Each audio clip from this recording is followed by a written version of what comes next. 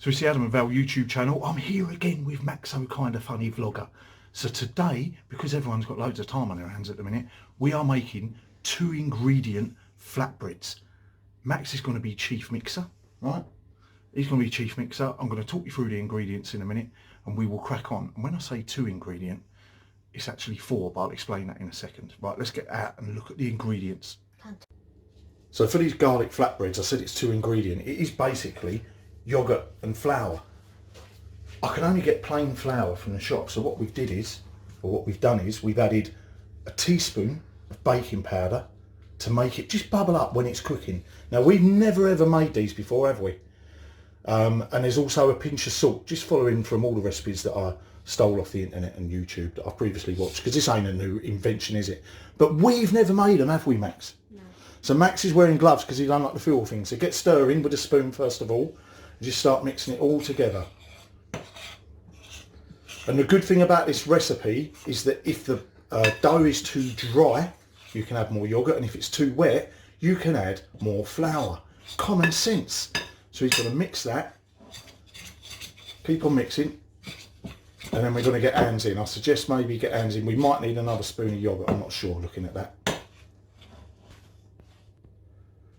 So we've added a blob more yogurt. Max has gone in with his hands now. Make sure that yogurt's all gone in, mate. He's mixing it with his hands. Is it? And gloves are a bit too big.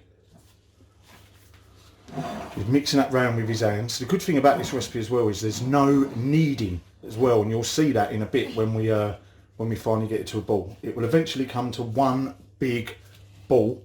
He's doing a good job there. Oh, Max, get the stuff at the bottom. Look. I'm wearing a glove. I cut the top of my finger off yesterday. Not badly, but I don't want to get bits of skin. I only had one glove on, look, there's the other head. I'm just doing it for protection. Max is doing it because he don't want to feel it. Is it getting quite sticky? Yeah. Alright, let's see if we can get it into a ball. So here we are. After all that stirring and mixing, it only took a few minutes. We have our ball of dough.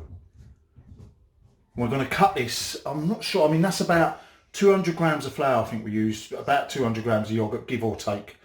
I think that's going to cut into, what do you reckon, Max? 4. We've got to cut this into 4 or 5 or 6 balls, roll them out, or roll them into a ball shape. 4. Roll them into a ball shape, which we will do next. So we managed to get it into 6.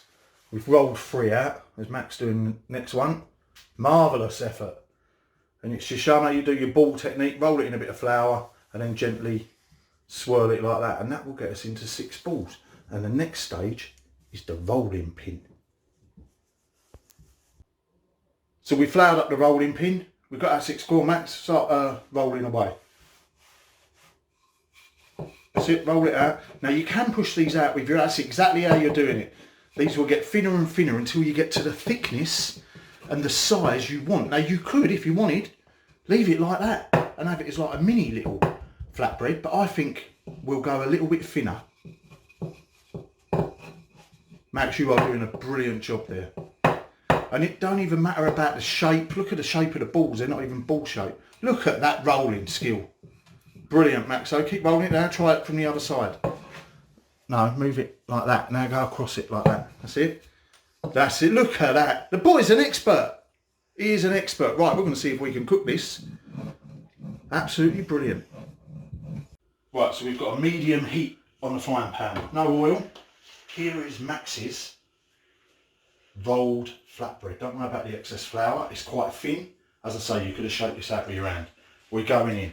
You don't want it too hot. And what you're looking for is that to start bubbling. And then we can flip it over. In fact,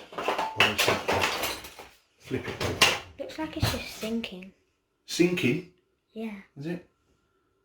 Now, I've probably got the heat on 2. And what we're going to do is, this is a plain flatbread. And we're going to show you an extra special treat after we've cooked this one. Because this is the experimental one. So we are browning on the other side. Look, it's going brown, covered in a bit of flour. I thought it might have puffed up a bit more than that. It might have. It's got a big bit that you can smell it though as bread, can't you? Yeah, the top left is like quite popped up. Right, we're going to flip that. We'll flip that over.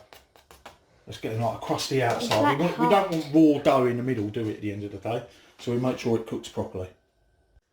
Right, so it's browned on both sides. It hasn't puffed up as much as I thought. And I thought we'd rolled it out quite thin. It looks like a love heart. But it's cooked and it's come up like a pita bread. So we'll have a little taste of that in a minute. We've got one more treat for you though.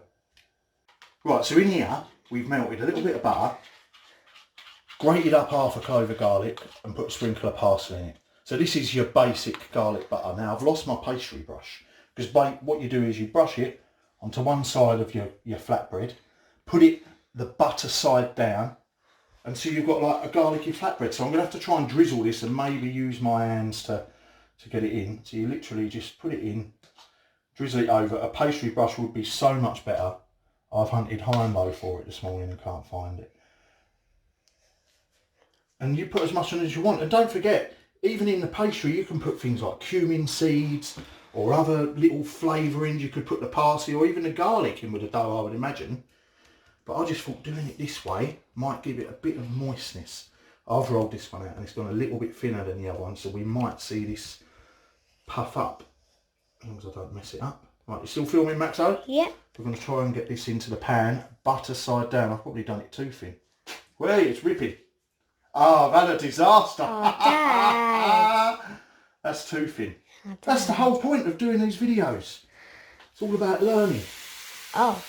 Well, there's a little sizzle there, but that's just the butter cooking. Now this is going to be the weirdest shaped flatbread you've ever seen. First it looked like a TV, now it just looks... Look at the state of that. Max's one, come out perfect. My one, I've rolled it too thin. I'm the next Gordon Ramsay. Right, so the garlicky one is now cooking. You can see where it's torn, where I've flipped it over and it ripped and everything. However, like I said, this ain't about perfect round ovals or everything. This is cooking. We're going to finish this off and then we're going to get set up and we will have a little taste of the plain one. And I'll have a little taste of the garlic one, but I don't think you're going to taste that, are you, Max? No. Alright, let's get... So we're cooked. That's wobbling a bit. This is, remember the tripod video we did? Yeah. We're using the tripod like we said we would. Anyway, here is the garlic one. There is the plain one. We are going to have a little taste test. Now, Mac don't even like bread that much, do you? I'm going to rip it off. This is definitely a lot thinner. And I probably could have been a bit more liberal with the garlic. That's inside. Is it cooked inside, is it? Yeah. Yeah, looks like dough. He said it smells like pita bread. That's nice. Is it? Does it come out all right? I'm gonna have a little taste of the plain one. You can see where that's cooked.